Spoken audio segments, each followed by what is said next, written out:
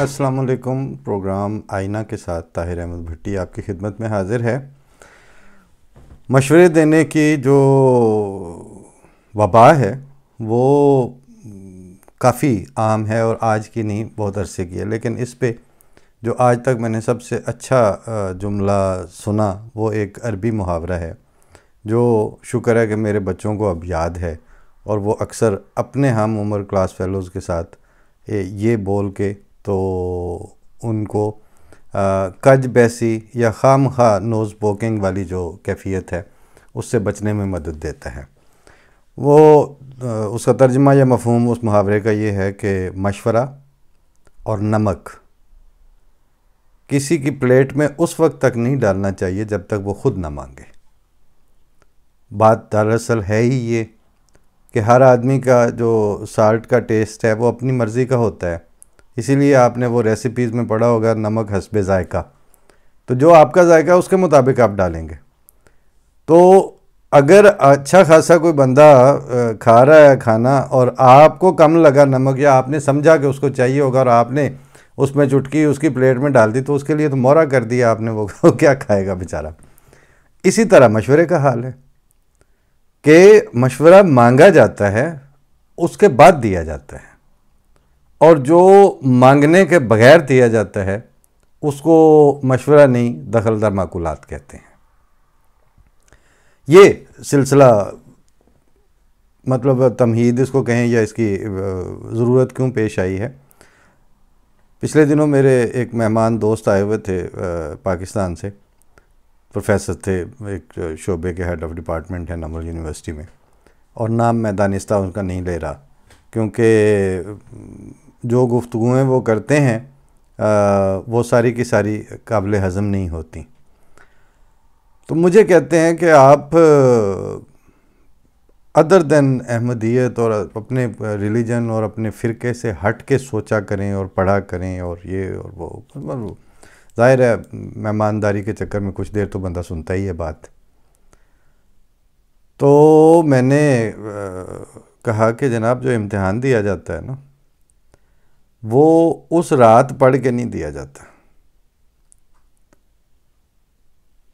इम्तिहान तो आपने जो पिछली सारी उम्र आपकी गुजरी है, मतलब साल गुजरता है तो उसमें आप पढ़ते रहते हैं, तो पेपर वाले दिन भी आपको कुछ ना कुछ पता होता है कि मैंने क्या बात करनी है।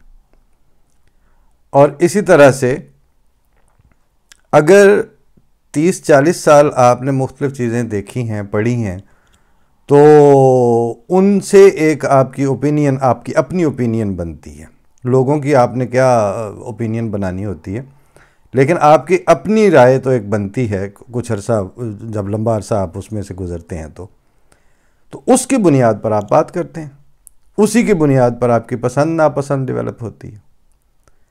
लेकिन ये मैंने गुजारिश वहाँ उनसे भी की थी और आज आम ऑडियंस को भी बता रहा हूँ कि हम 7वीं-8वीं में थे जब हम वहाँ रब्वा में खिलाफत लाइब्रेरी में जाना शुरू किया था,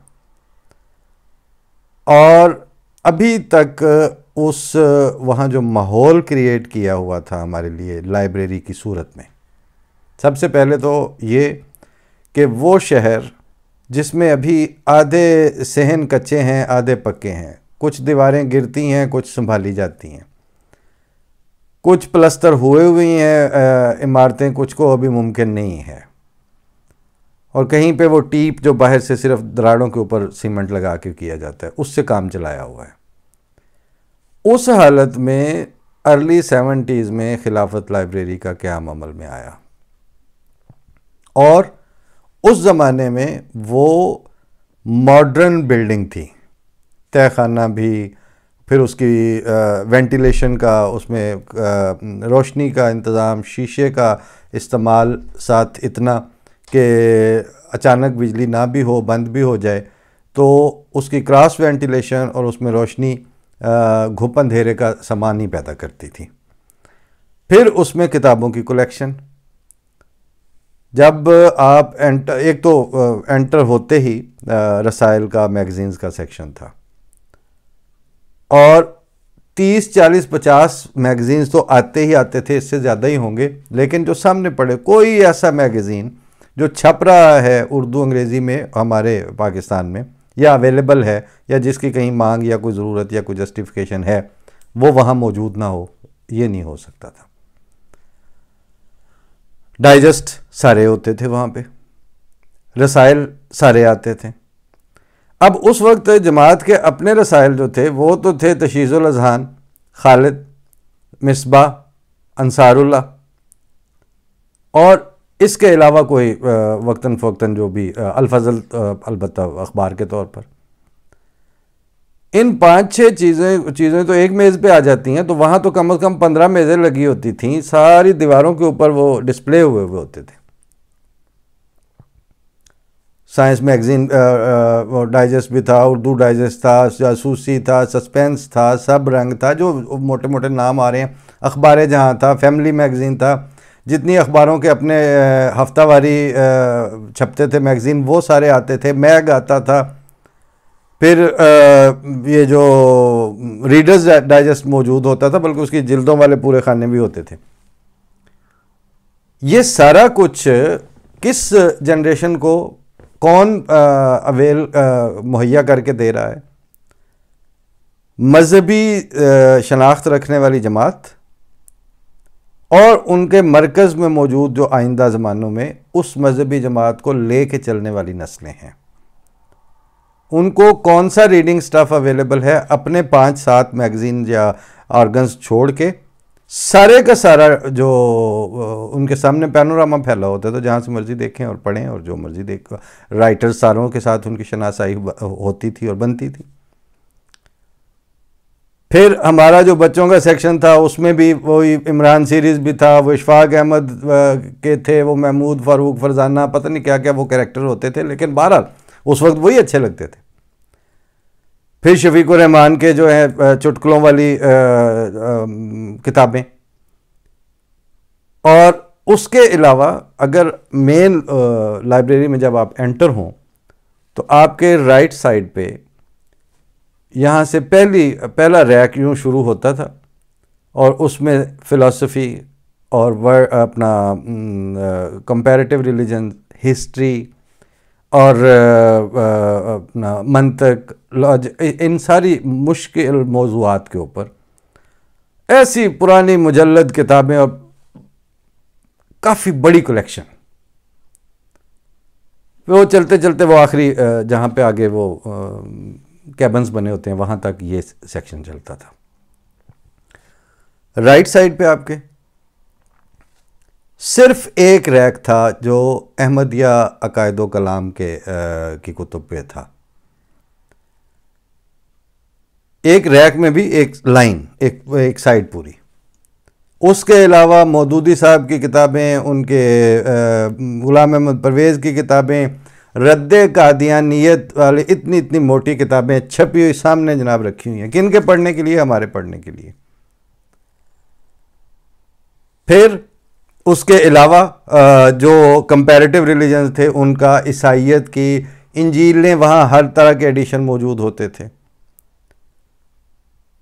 उसके अलावा आगे जब आप आएँ तो नावल्स की अच्छी कलेक्शन, तराजम की बहुत अच्छी कलेक्शन, फिर जो ताज़ा छप के आ रही हैं वो तनकीद की किताबें, यानी, और उसमें वो नहीं है कि भाई आपको पहले कोई घड़ के चीज़ दी जा रही है। अभी मेरे आने से ज़रा पहले तक वहाँ सिडनी शेल्डन के नावल्स भी फ्रेश अराइवल्स में मौजूद होते थे, और वो पुरानों में अब्दुल्ला हुसैन के और आग का दरिया और ये दो शेज़ाए पाकिस्तान और इस तरह के, वो रज़िया भट्ट के और पता नहीं जो भी नाम उस वक्त के राइटर्स के थे, सबकी चीज़ें अवेलेबल थी हमें, और सब पढ़ते थे। बल्कि वो हमारा एक दोस्त था, वो अगर ख़ुद कोई अच्छा पढ़ लेता था तो अल्लाह ताला खुश रखे, जहाँ पे भी है, मुलाकात काफ़ी अरसा नहीं हुई, उसने वापसी पे साइकिल पे जाते हुए मुझे बता के जाना कि वो फ़लाना जो नावल है वो मैंने वहाँ बैठ के पढ़ लिया, इशू वो कोई नहीं कर रहे थे, तो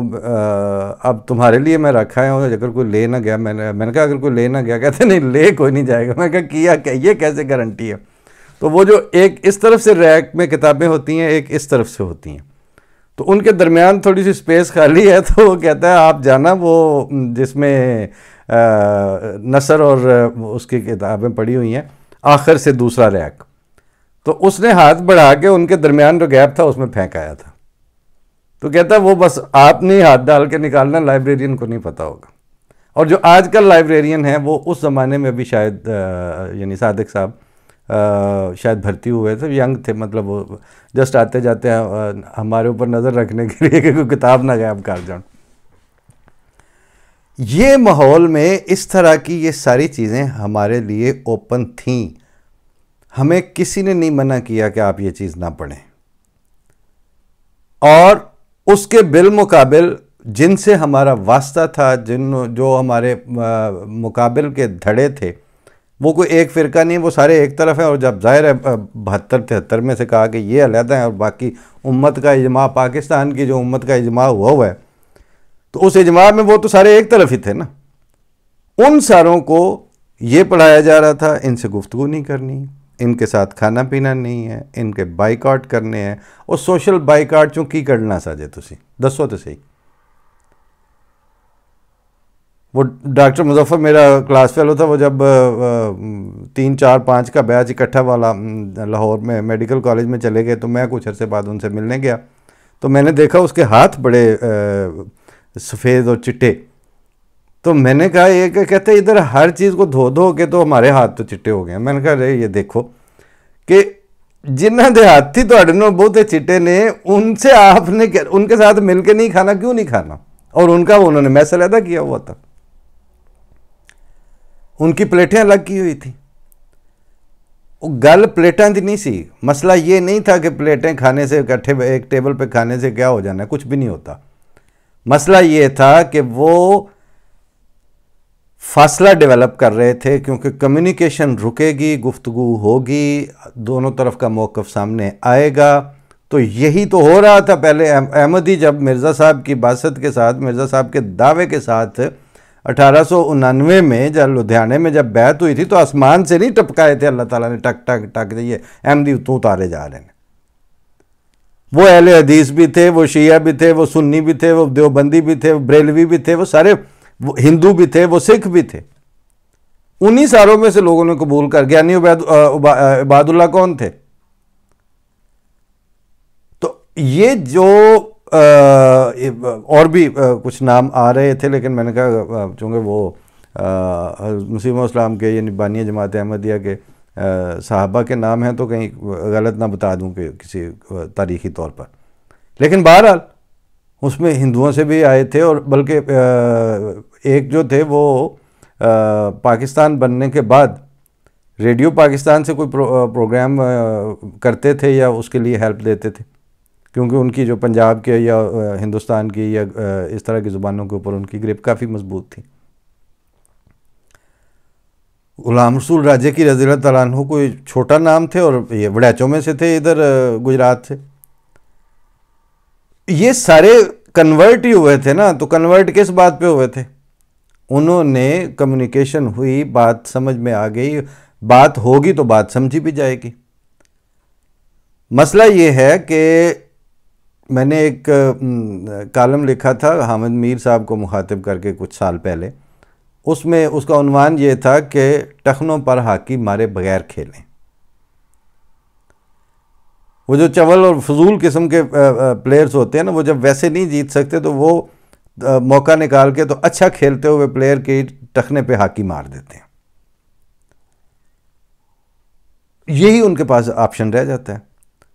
तो प्रोफेसर साहब से मैं ये अर्ज़ कर रहा था कि ये हैं टखनों पे हाकी मार के तो हमारे साथ मचेटा लगाने वाले। लेकिन आप हमें बताएं। उस वक्त पे मैंने उनसे काउंटर क्वेश्चन किया। मैंने कहा आप पीएचडी भी हो गई आपकी, पोस्ट डॉक्टरेट भी आपने यहाँ से पेरिस से आके डिग्री ली है, बड़ा वाह जी वाह। आप मुझे बताएं कि आपने मिर्ज़ा ग़ुलाम अहमद कादियानी अलैहिस्सलाम बानी जमात अहमदिया की कोई एक किताब पढ़ी? आपने जमात अहमदिया के जो आइम्मा गुज़रे हैं अब तक, जिनकी मुख्तलिफ़ तफासीर भी हैं, उनकी तकारीर भी हैं, वो किताबें भी हैं, कोई किताब पढ़ी है आपने? मुझे अवेलेबल नहीं है। मैंने कहा कि आपको वो मुझे खुद ही बता रहे थे कि आतिफ मियाँ की किताब जो है वो मैंने उसमें यूनिवर्सिटी में उसमें से कोटेशन दे रहा था। मैंने कहा आपने ढूंढी थी तो वो मिल गई ना आपको, तो आपने तलाश कोई नहीं की। फिर आप कभी रवा गए हैं? उधर ही जो रहते हैं पाकिस्तान में। कहते हैं हाँ ये तो वाकई अब मैं जाऊंगा। मैंने कहा मेरी तरफ से आप अब भी ना जाएं, जाने की क्या मतलब, मैं इसलिए नहीं कह रहा कि आप जाएं, मैं मेरा मुकदमा मैं ये कायम करना चाह रहा हूँ कि आप जो फासला उन बदनीयत मुल्लानों और उनसे ज़्यादा बदनीयत सियासतदानों के गठ जोड़ के नतीजे में दौलताना आनवर्ड, भुट्टो समेत और ज़िया समेत जो काम वो करना चाहते थे, आप उसके स्लीपिंग पार्टनर बन गए।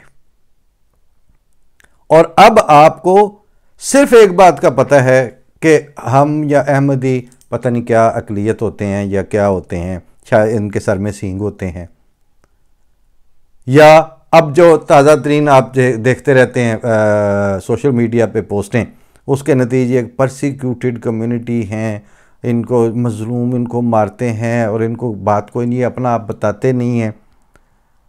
मैंने वहाँ जाएँ जाके रेडियो पाकिस्तान में दरवाजे के गेट के चपरासी से लेके स्टेशन डायरेक्टर तक, मुर्तज़ा सोलंकी साहब तक, कौन है जो ये कह सकता था कि उस वक्त जिससे तारुफ हुआ है वो मेरे रब्बा के तारुफ से वाकिफ थे? किसी ने कोई कोठे ते गानी चढ़ गई, कोई खा लेंदा बंदे। और खैर इस हद तक जब सोसाइटी जाती है तो फिर उसके बाद उसने, ये मेरा जुमला नहीं है, उबैदुल्लाह अलीम साहब का जुमला है कि एक हद होती है आपके समाजी ज़वाल की और डिक्लाइन की। उस हद से जब आप आगे गुजरते हैं तो फिर वो मुआशरा जिसमें ज़वाल चल रहा होता है वो बहैसियत मुआशरा कोलैप्स कर जाता है, वो कायम ही नहीं रह सकता उस हद तक जाके। और ये सियासी तौर पर भी होता है, ये समाजी तौर पर भी होता है, ये मुआशरी तौर पर भी होता है, और मुआशरती लिहाज से फिर आपके सामने ही है। तो मैंने गुजारिश ये की और आज भी मैं यही अर्ज़ करना चाह रहा हूँ कि हमारे सामने वो गुज़रा है एक ज़माना हमारी निगाह से, और हमें किसी ने टोकरे में बंद करके नहीं रखा, ना हमारे अपने घर वालों ने, ना हमारे माहौल ने, ना हमारी बरादरी ने, और जब अगर हम ऊपर जाके देखें अपने मरकज़ी सतह पे तो ना हमारी जमात ने। बल्कि हज़रत मिर्ज़ा ताहिर अहमद साहब खलीफतुल मसीह राबे चौथे इमाम जमात अहमदिया, वो एक दफ़ा दरसुल कुरान का सिलसिला मुसलसल कई साल चलाया उन्होंने रमज़ान में। तो उसमें जब वो कुरान करीम के मुख्तलिफ़ डिटेल्स में जाके और मुख्तलिफ़ पहलुओं से मबाहिस उठा रहे थे, तो उसमें कोई अपने अहमदी दोस्त थी, वो उनको फैक्स कर के तो वो एक हवाले भेज रहे थे, तो जो उस वक्त हज़रत साहब की जो डिबेट थी उससे रेलेवेंट नहीं थे, क्योंकि वो ईस्टर्न स्कॉलर्स तारीख़ फ़रिश्ता के हवाले थे, जबकि हज़रत साहब जो हैं वो वेस्टर्न राइटर्स के हवालों के साथ बात कर रहे थे उस वक्त, ताकि इन पर हुज्जत तमाम हो। तो वो जब बार बार उनकी तरफ से वो फैक्स के ज़रिए वो पहुंचाया गया, तो हज़रत साहब ने वो पर्ची पकड़ के तो उसका रेफरेंस बता के तो फिर फरमाया कि ये साहब हैं, इन्होंने लाहौर से किसी लाइब्रेरी का वो देख के तो मुझे भेजा है, लेकिन ये मैं इन तारीख़ फ़रिश्ता और ईस्टर्न स्कॉलर्स को इस वक्त नहीं डिस्कस कर रहा, क्योंकि अगर मैं इनके हवाले पेश करके तो साबित कर दूं तो ये जो इधर वेस्टर्न स्कॉलर्स हैं इनको गालिब का ये शेर आता तो नहीं होगा, लेकिन बाजुबान हाल इनका हाल यही होगा कि जैसे ये मुझसे कह रहे हों कि पकड़े जाते हैं फरिश्तों के लिखे पर नाहक, आदमी कोई हमारा दमे तहरीर भी था। तो इस ब्रॉड एंगल्स और इतनी ओपन माइंडेड अप्रोच के साथ हमें लोअर से लेके हाईएस्ट लेवल तक बताया जाता है, पढ़ाया जाता है, सिखाया जाता है, हमसे कम्युनिकेट किया जाता है। इल्ला माशाल्लाह कहीं ना कहीं एक्सेप्शंस आर देयर, उसका मैं इनकार नहीं करता, लेकिन जनरली वो पिछले दिनों एक शायरा हद से बहुत ऊपर उठ गई, मतलब अपने विजन में, तो उसमें उन्होंने कहीं लाताल्लुकी और इस तरह की बातें हुई। तो मुझसे किसी ने पूछा, मैंने कहा यार 30-40 साल तो हमें भी हो गए हैं। चौधरी साहब को हमने देखा, अगर उनके ज़माने को इंक्लूड किया जाए तो ये 70-80 साल से ऊपर का ज़माना बन जाता है। कौन सी ऐसी गुफ्तगू है और कौन सी ऐसा जमालियाती अप्रोच है जिसमें जाने से चौधरी मोहम्मद अली जैसी शख्सियत को जमाती निज़ाम ने मना किया हो? कि हरी भरी गुलफाम है नीली पीली हैं, दिल के देश की परियां रंग रंगीली हैं, ख्वाहिश के खामोश पहाड़ों सांस न लो, बादल का दिल बोझल पलकें गीली हैं, और साकी साफ बता दे कौन सा जाम पीऊं, आंखें अमृत हैं जुल्फें जहरीली हैं, और मौत के बाद तो चैन से सोन रहे दो लोगों, खाक में आ लेटे हैं आंखें सीली हैं, किस किस को मानूं किसका इनकार करूं, आंखों के अहकाम बड़े तफसीली हैं। चौधरी साहब को तो कभी किसी ने मना नहीं किया जमाती निज़ाम ने।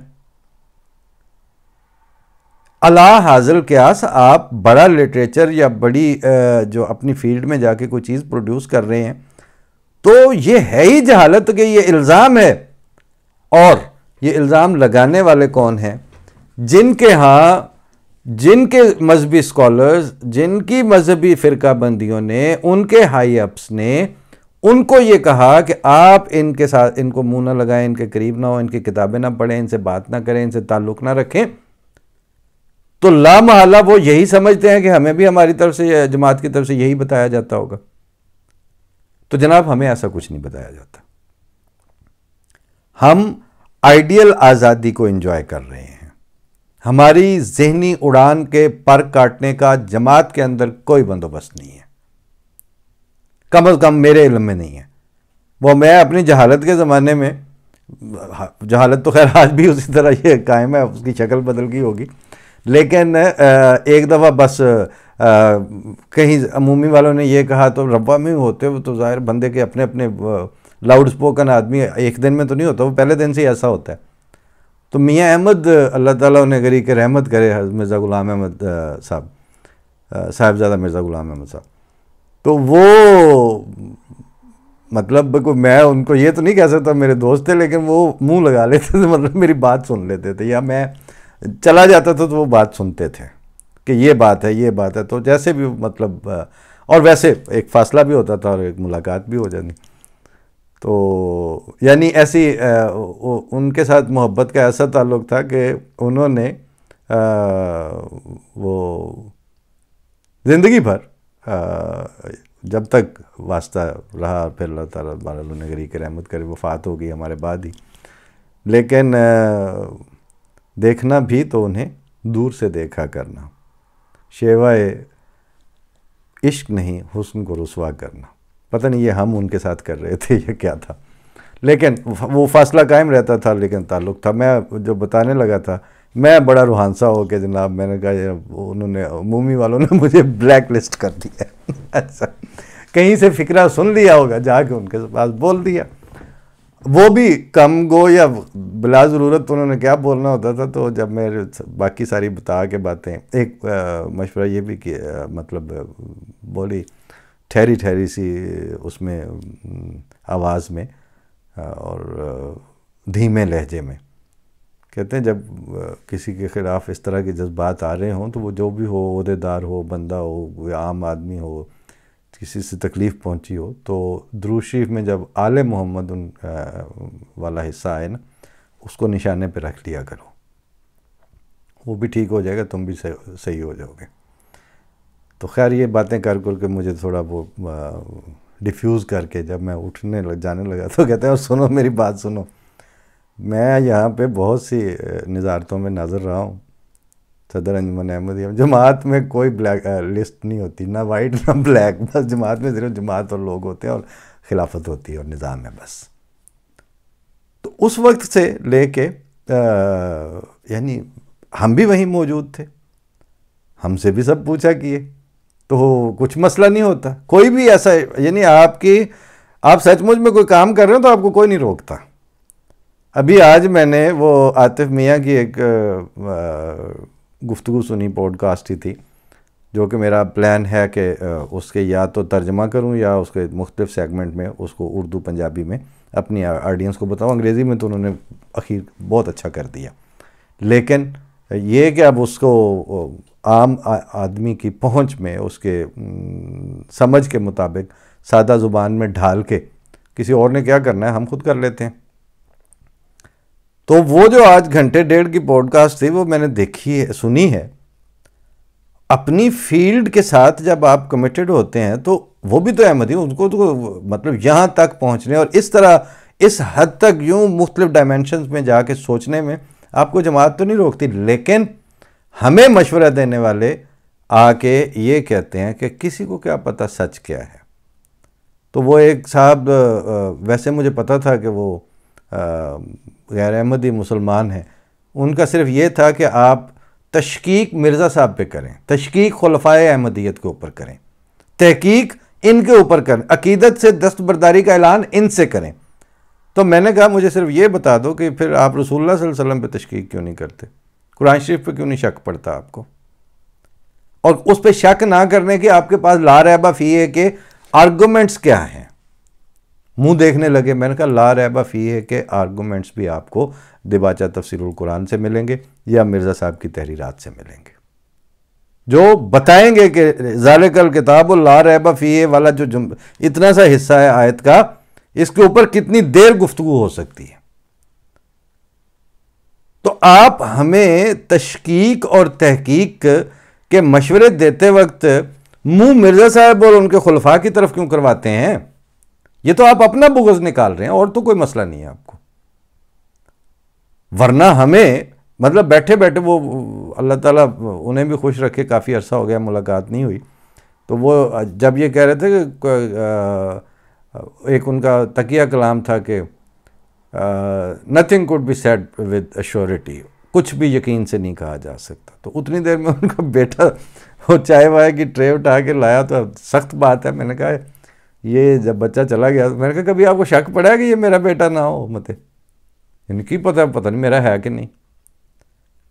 तो थोड़ा रूहान से मैंने कहा एक मिनट सब्र करें, यानी मैं रसूलुल्लाह सल्लल्लाहु अलैहि वसल्लम, कुरान शरीफ और ये जो बड़े बड़े अल्लाह ताला ने वजूद पैदा किए हैं, इन सारों पे शक कर लूँ तो आप अपने बेटे के जमने पे नहीं कर सकते। बात वो समझ गए, स्कॉलर थे, समझते थे कि ये जो जवाबी आर्गूमेंट है ये चीज़ें इतनी ज़्यादा वैलिड नहीं होती जितनी आपने घड़ के तो मशहूर कर रखी होती हैं। तो जनाब इस तरह के हालात और इस तरह की कैफियत से जब सारा दिन वास्ता रहता है, तो उस बाद में जब आपसे मुकालमा करते वक्त, लाउड थिंकिंग करते वक्त, आपसे अपने थॉट्स को शेयर करते वक्त, आप मुझे बताएं, खुद ही सोचें कि मैं ये उठाऊं जाम कि मैं ये उठाऊं जाम। इस मैकदे में मैं तो ख़राब हो के रह गया। और उस पर मुस्तज़ाद ये कि वो बाज़ आ जाते हैं कि जी वो कुछ कहते हैं प्रोग्राम लंबा होंदा जी तुहाडा, मैं सुनना बंद कर दिता है। मैं क्या मैनू की पता सी तुसीं सुनना शुरू कदों कीता। तो दूसरी बात ये कि बात करनी है, मैंने तो उसको कहीं समेटना है। अगर आपको जल्दी है तो वो अगले प्रोग्राम में मैं कोशिश करूँगा, अगर मैं याद रह गया। और अब सोचा है कि जो आपसे वादे करता हूँ उनको मैं कहीं ना कहीं निशानजद कर दिया करूँ, ताकि वो फिर अगले प्रोग्राम्स में कहीं वाकई बात हो भी जाए। कि भाई जो बहुत बिज़ी है उस बंदे को तो मतलब अगर तो वो कोई कुरान शरीफ हिफ्ज़ कर रहा है तो मत सुने मेरा प्रोग्राम बैठ के। वो अच्छा काम कर रहा है, बड़ा काम कर रहा है, वो करे। मैं कब कहता हूँ, मेरी तो आम सी सादा सी बातें हैं, किसी के लिए रेलेवेंट हैं, किसी के लिए नहीं है। लेकिन जब आप कौन सुन रहे हैं प्रोग्राम जो सारा दिन सोशल मीडिया पे या फेसबुक पे हैं या किसी ट्विटर पे हैं या किसी तरह पे हैं, तो जब इतना कुछ देख रहे हैं तो उसी में मैं भी मौजूद हूँ ना। और उसमें अगर आप 40 मिनट का फक्कड़पन का जो प्रोग्राम है, मैं अब नाम नहीं ले रहा, जिसमें बहुत से जुगतेबाज बैठे होते हैं, या 50 मिनट पे वो आपको लंबा ना लगे, और ये कुछ गुफ्तगू अगर थॉट प्रोसेस की आपसे की जाए और वो आपको लंबी लगे, तो प्लीज़ इसको मत सुने, ये आपके लिए नहीं है। आप उसमें खुश रहें। मैंने आपको कब कहा कि आप निकल के आए उसमें से? लेकिन ये बात अपनी जगह पर हकीकत है कि जितनों ने भी ये मुझे कहा है उनको मैं ज़ाती तौर पर जानता हूँ, एक भी बंदा ऐसा नहीं है जिसने 10 से लेकर 20 किताबें मुकम्मल पढ़ी हूँ आज तक। और जो पढ़ने वाले हैं उनके लिए सोचने वाली बात पे मसला नहीं होता। मैंने बताया अभी आतिफ मियाँ का मैंने 1 घंटा 22 मिनट का पॉडकास्ट, जिसमें कोई गैजेट्स नहीं है, सपोर्टिव आवाज़ ही है, बैठ के सुनना ही है। मुझे तो कोई बोरियत नहीं हुई। मुझे तो वो 1 घंटा 22 मिनट का प्रोग्राम लंबा नहीं लगा, और मुझे नहीं लगा कि वो फलाना बहुत अहम काम था जो रह गया है मेरा। ज़िंदगी सारे इसी तरह ही कर रहे हैं। बहरहाल वो एक आखिर पे मैं बता देता हूँ कि वो एक साहब ने मेरी तरफ आना होता था, अहमदी भी थे, दोस्त भी थे, अच्छे मुअज़्ज़ज़ घराने से ताल्लुक़ था। तो अक्सर व बेशतर मुझसे फ़ोन पे वादा करते हो, जब फिर कहते कि वो एक फ़ोन आ गया सी, तो मैं फिर रास्ते में वापस मुड़ गया हूँ। अच्छा जी, 3-4 दफ़ा ऐसा हुआ, मैं इंतज़ार कर रहा हूँ और वो ये कह के तो नहीं आए। इस्लामाबाद की बात है, 12 गाँव में होते थे हम। तो एक दिन मैं उनसे मिलने गया तो और वो मेरा आखिरी विज़िट था, और मैंने उनको बता भी दिया था कि ये मेरा आपकी तरफ आखिरी विज़िट है। उसकी वजह यह है कि मेरे दादा मरहूम ये कहते थे कि ज़िंदगी दे विच आउण जाण हुंदा है, जान जान नहीं हुंदा।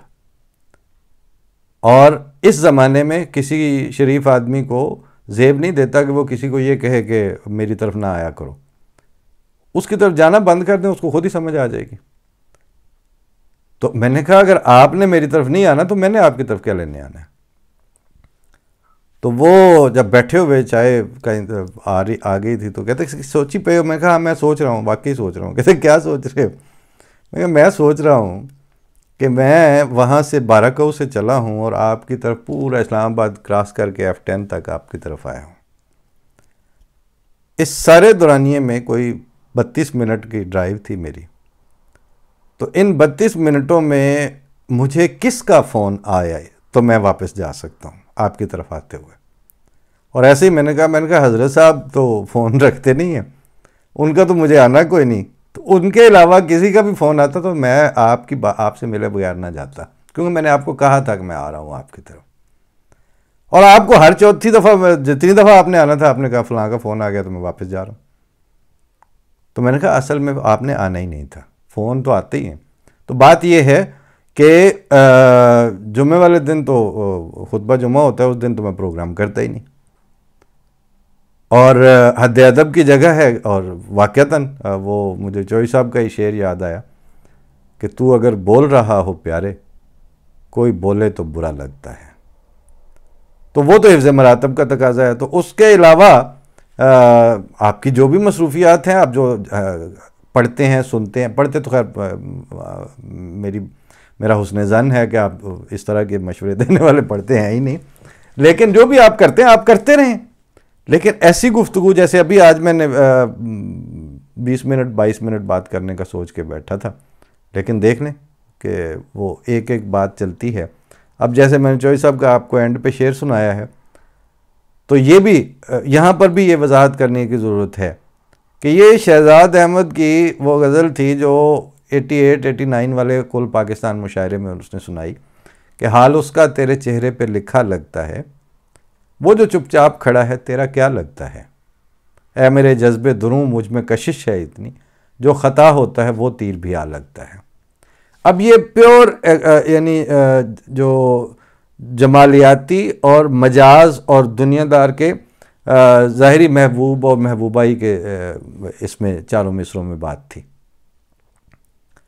लेकिन चौधरी मोहम्मद अली साहब के सीने की कुठाली से निकली है जब वही ज़मीन, वही बहर, वही रदीफ, वही काफिया, तो तू अगर बोल रहा हो प्यारे, कोई बोले तो बुरा लगता है।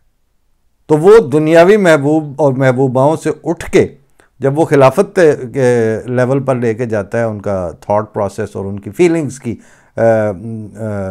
उड़ान और उठान उनको, तो फिर इस तरह के शेर सरजद होते हैं और मजमून कहाँ से कहाँ पहुँच जाता है। तो इस वक्त आप क्या कहेंगे कि वो हर बात में चौई साहब ने अहमदियत डाल दी। चौई साहब ने वो सुना हुआ था और इस ज़मीन पे जितने और उससे ज़्यादा पढ़ा हुआ था, लेकिन जब वो बयान करने पे आए, एक्सप्रेस करने पे आए, तो अपनी ज़ात की इजाफत से बात की। तो उनकी जो ज़ात है वो 70 साल तपसिया के बाद उनसे यही कहलवाती, उस पर एतराज़ की क्या गुंजाइश है। हाँ, जहाँ आप टेक्निकलिटीज़ में जाके देखें कि उन्होंने उन मीटर्स और उस फ्रेमवर्क और पोइट्री के जो नॉर्म्स हैं वहाँ डंडी मारी है तो बात करें। महबूब या महबूबा का इंतखाब क्यों उनका डिफरेंट है, इस पे आप एतराज़ नहीं उठा सकते। वो तो फिर जो जिसका जितना ज़र्फ़ है वहाँ तक ही बात जाएगी। अल्लाह खुश रखे। मैं आज गुफ्तगू ख़त्म करता हूँ और आइंदा 2-3-4 प्रोग्रामों में मुझे इसी तरह की जो चिट चैट है उससे रिलेटेड मुख्तलिफ़ लोगों से मुलाकातें और मचेटे, उनके ऊपर ही बात अभी चलती रहेगी। फ़ी अमानिल्लाह। इंशाअल्लाह है प्रोग्राम के वो जो इकॉनमी के ऊपर जिस पॉडकास्ट का मैंने हवाला कई दफ़ा दिया है, अल्लाह तौफीक दे तो उसको उर्दू में कन्वर्ट करके या पंजाबी में उनके मफ़ाहीम को, तो उससे भी कुछ प्रोग्राम निकाले जाएं ताकि जो संजीदा बात हुई है उसका शऊर और उसका इदराक आम आदमी तक भी पहुंच जाए। अल्लाह हाफ़िज़। अस्सलाम वालेकुम।